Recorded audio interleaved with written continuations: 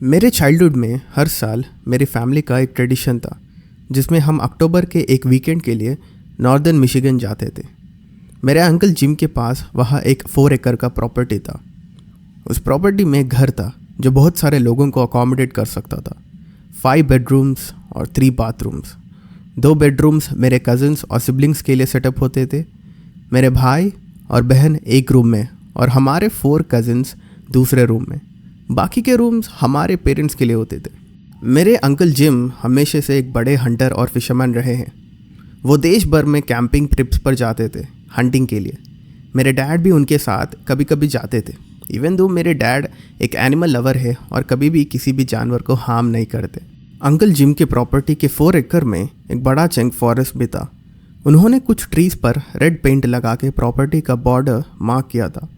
उसके आगे सिर्फ काउंटी का ओन्ड फॉरेस्ट था। जो भी वह रहता था वो घर हमारे से माइल्स दूर होगा। मैं, मेरा भाई एडम और मेरे कजिन्स जेक और जोई सब ने लंच के वक्त एक आइडिया सोचा। जब हमारे डैड्स हंटिंग के बारे में बात कर रहे थे, हम लोग उस रात फॉरेस्ट में कैंपिंग करना चाहते थे। हमारे डैड्स इस आइडिया पर मान गए। वो वैसे भी हाफ ड्रंक थे, इसीलिए यस कहने के लिए ज़्यादा तैयार थे। हमारी मॉम्स को ये आइडिया बिल्कुल पसंद नहीं आया, पर उन्होंने डायरेक्टली नो नहीं कहा। मेरे डैड और अंकल जिम हमें टेंट के साथ उड्स ले गए। मेरी बहन और गर्ल कजिन्स इन्वॉल्व नहीं थी, सिर्फ हम बॉयज़ थे। जब जोई, जो सबसे छोटा था, कंप्लेन करने लगा कि रास्ता ज़्यादा दूर है, तो हमारे डैड हंसने लगे। ये उनका नेचर था, स्पेशली जब वो ड्रिंक करते थे। उस वक्त मैं 13 साल का था। एडम और जेक 10 के करीब थे और जोई 9 का था। हम प्रॉपर्टी लाइन के आगे चले गए थे, एक छोटी सी क्लियरिंग में जो ग्रीन और मॉसी थी। अंकल जिम ने कहा था कि ये डीर बेड्स है और कैंपिंग के लिए परफेक्ट जगह है। हमारे डैड्स ने हमें हाफ ट्रंक लेसन दिया टेंट सेट करने का। टेंट काफ़ी बड़ा था और 4 बच्चों के लिए ठीक था। टेंट सेट करने के बाद हम वापस हाउस चले गए और डिनर का तक गेम्स खेलते रहे। डिनर पर मॉम्स फिर से बोल रही थी कि ये आइडिया अच्छा नहीं है और हम लोग उड्स में अकेले रहने के लिए छोटे हैं। मेरे डैड ने जोक मारा कि अगर कुछ गलत हुआ तो वो हमारे स्क्रीम सुन लेंगे। रात में हम लोग उड्स में टेंट के पास ले जाए गए। हमारे पास फ्लैशलाइट्स और एक्स्ट्रा ब्लैंकेट्स थी क्योंकि रात ठंडी थी। मैं एक यूनो कार्ड्स का डेक लेकर गया था टाइम पास के लिए। जब हम टेंट में सेटल हो गए, डैड और अंकल वापस हाउस चले गए। हम अचानक जंगल में अकेला फील करने लगे। हॉनेस्टली हम घर के जितने करीब लग रहे थे उतने करीब नहीं थे। हम उड्स के इतने अंदर थे कि घर की लाइट तक नहीं दिख रही थी। हमने यूनो खेलना शुरू किया, लगभग आधे घंटे तक। यूनो खेलना एक अच्छा टाइम किलर है। वक्त कैसे गुजर जाता है पता ही नहीं चलता।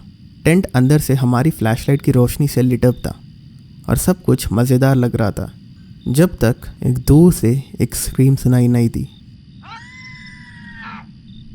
एक लड़की की चिल्लाने की आवाज़ थी। हम सब एकदम चुप हो गए और एक दूसरे को देखा। सबके चेहरे एक जैसे थे। मुझे याद आया कि फॉक्सेस की स्क्रीम्स काफ़ी हद तक एक वुमेन की स्क्रीम तरह लगते हैं, तो मैंने सबको ये बताया। मैं नोटिस कर रहा था कि जोई कितना फ्रीक्ड आउट है, लेकिन मेरी बात ने सबको काम कर दिया। हमने यूनो खेलना कंटिन्यू किया और उस वक्त तक मैं हर राउंड जीत रहा था। किसी ने फिर से उस स्क्रीम का मेंशन नहीं किया, शायद सबके दिमाग में से निकल चुका था। लेकिन फिर वही स्क्रीम दोबारा सुनाई दी, इस बार ज़्यादा लाउड और ज़्यादा करीब। इस बार आवाज़ काफ़ी ज़्यादा ह्यूमन लग रही थी। फिर से हम सब एकदम साइलेंट हो गए। इस बार मैं भी फ्रीक्ड आउट था। जोई का चेहरा ऐसा लग रहा था कि वो रोने लगने वाला है। मैं सबसे कहा कि अपनी फ्लैशलाइट्स को ऑफ कर दो। हम अपने रिस्पेक्टिव स्लीपिंग बैग्स में क्रॉल कर गए और अंधेरे में बैठ गए। किसी में हिम्मत नहीं थी कि उड्स के अंदर भागकर घर की तरफ जाए। वो डर कि कहीं भागते हुए फुटस्टेप्स की आवाज़ किसी चीज़ का अटेंशन खींच ले जो वो बाहर है। किसी तरह क्लॉथ टेंट के अंदर छुपना ज़्यादा सेफ लग रहा था, तो हम चुपचाप वेट कर रहे थे, एकदम साइलेंट। हम धीरे धीरे विस्पर कर रहे थे कि शायद वो फॉक्स हो सकता है। मैंने सच बोला, मुझे नहीं पता।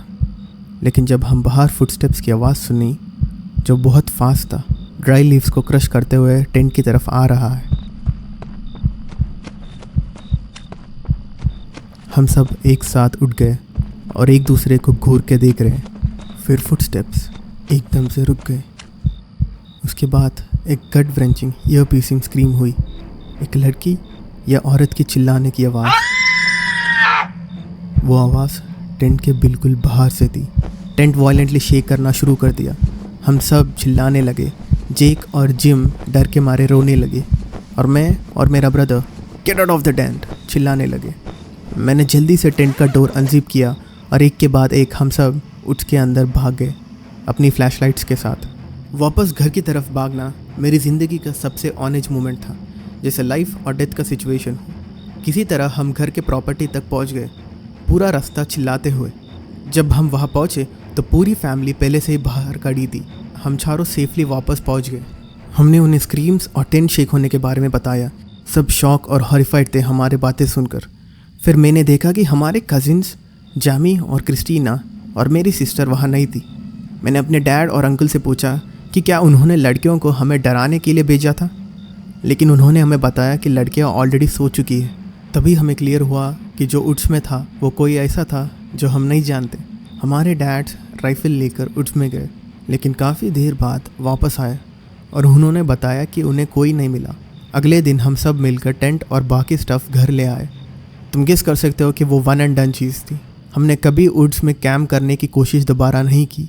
हम अंधेरे के बाद उड्स के बाहर खेलने तक नहीं गए। ऐसे एक्सपीरियंस के बाद कौन सा बच्चा वैसा करेगा? मुझे नहीं पता कि टेंट के बाहर कौन था और वो ऐसा क्यों कर रहा था, लेकिन बस मैं इतना कह सकता हूँ कि वो रात हम सब के लिए भूलने वाली नहीं थी। अगर आपको इस वीडियो पसंद आया तो प्लीज़ 100 लाइक्स कीजिए नेक्स्ट वीडियो के लिए, एंड ऑल्सो प्लीज़ सब्सक्राइब करें।